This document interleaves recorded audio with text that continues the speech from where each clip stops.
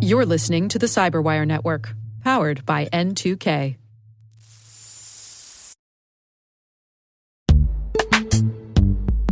This episode is brought to you by Palo Alto Networks, the leader in cybersecurity.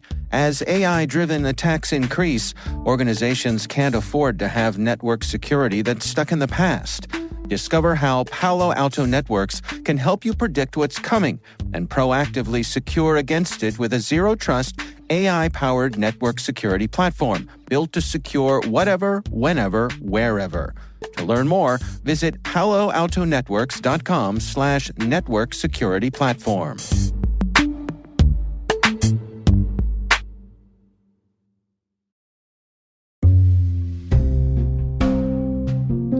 Hello, my name is Danielle Jablanski, and I'm an operational technology cybersecurity strategist with Nozomi Networks. I was kind of pushed into the lawyer path when I was younger. I think I was around 7 years old. I made a PowerPoint because my mom told me I couldn't go to a friend's house. And then I articulated and argued why I should be able to go. And she said, I really can't argue with that. And I was able to go. And then they pushed me kind of the law path. And I had actually gone into my program with credits from a local school while I was in high school. So I was 18 credit hours ahead. And to graduate early, I could just study abroad. I ended up going to Rwanda to study genocide. And that just kind of widened my aperture to the rest of the world. And at that point, doing law for a single county in a state didn't seem like it had enough of an international perspective, even though I had really good, internships and different experiences doing that. I worked for a local prosecutor's office. I was a victim specialist advocate at the time, but studying that global crisis and international law around genocide, which is not a fun topic, really made me want to pursue international relations.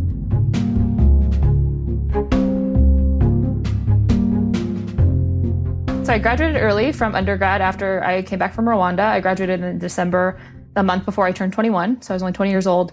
And I started to apply to grad schools. And I identified maybe 3 programs in the US that were kind of peace studies based, but had a human rights aspect. And that's what brought me to the University of Denver. So I started out as a human rights student in grad school. And the degree director of this international security program came to me after a couple conversations and get to know you discussions and said, "You're actually a security student." And I was like, "What do you mean?" And he was like, "Talk to me about maybe your thesis or the things you did in Rwanda and what you studied." And we came to the consensus that my draw was always conditions of a state that would lead to international crisis or that, would allow for civil conflict to occur.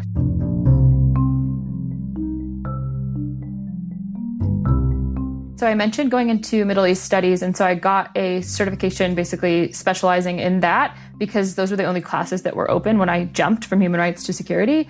But I also needed a language, and I didn't have one, and I needed one to graduate. So I just decided to learn Arabic, and I learned that in about 1 year and 3 months and tested out. I found some funding to go abroad and live in Jordan, and so that's how I was able to tie in some of the civil conflict and the language study to get the funding to go and study abroad. And when I came out of that, I was so burnt out. I took on too much.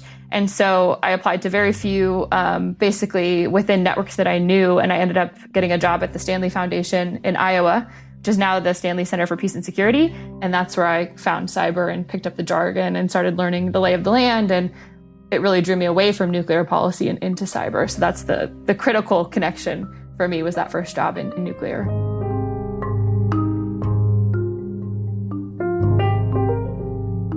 Cyber to me was so fresh, and all of the theoretical frameworks that we know to be true. And the more I moved into cybersecurity, the more I realized there's actually more day-to-day decisions and impacts unfolding in the marketplace that we don't even think about in academia. So it just drew me in further and further and further after I kind of learned the jargon and the lingo, and then kind of scoped out the market. And then I continued to tie those together back to this international process of norms and definitions, and it's all still really unknown. So it's uncharted territory, and that was exciting for me in my career.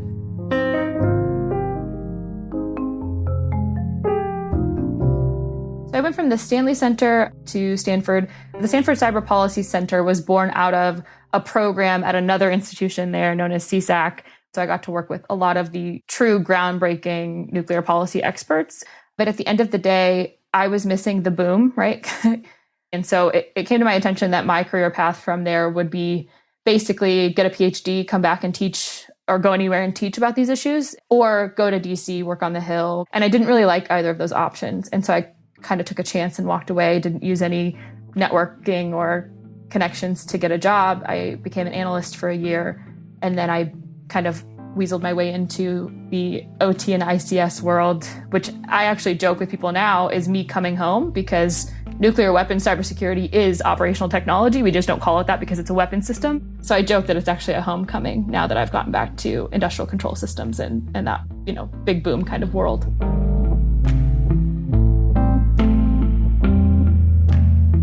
When I was early in my career, somebody always told me that you might not be able to tell everyone what's next, exactly where you want to go and why, but you should be able to look back and tell the story. Actually, when I was taking my last job, my old boss said to me, "Danielle, you're not motivated by prestige." And I was like, wow, I just needed somebody to tell me that to make that thread understandable. Looking back, I've always been motivated by impacts. So even before I did human rights work, I was a youth care specialist, and I worked with foster children in transitional living. And it was always focused on, there's no glory for doing things alone. It was always like this group think, how can we make the world a better place? And that's the thread that runs through my whole career history, which is focusing on human rights, focusing on state-centric, circumstances that lead to catastrophic risks, right? And then that translates into my world in cybersecurity as well. So it was always, wow, I want to make an impact, but I don't want that impact to have my name on it. I want it to be something worthwhile and that stands.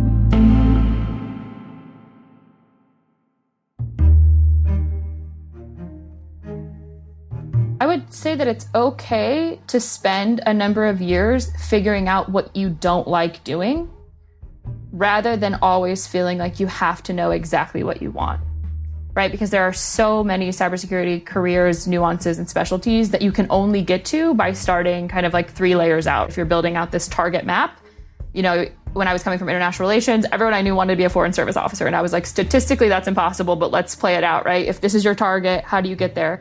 You build out this target map. And so you build out that kind of target, right, where you want to be, and understand that getting to that point might mean doing things you don't enjoy for a number of years, but figuring that out is another way to get to that target without having like a clear bullseye.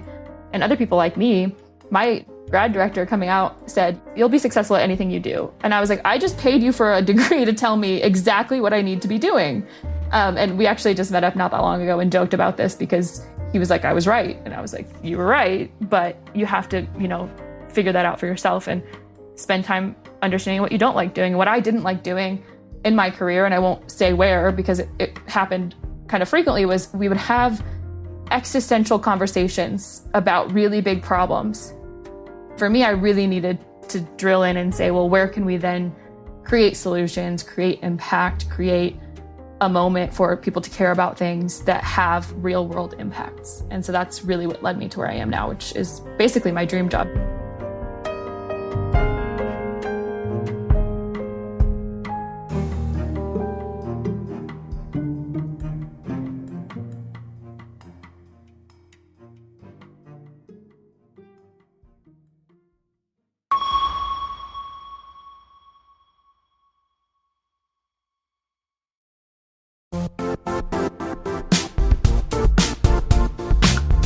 Now, a word from our sponsor, the Johns Hopkins University Information Security Institute, currently seeking qualified applicants for its innovative Master of Science in Security Informatics degree program.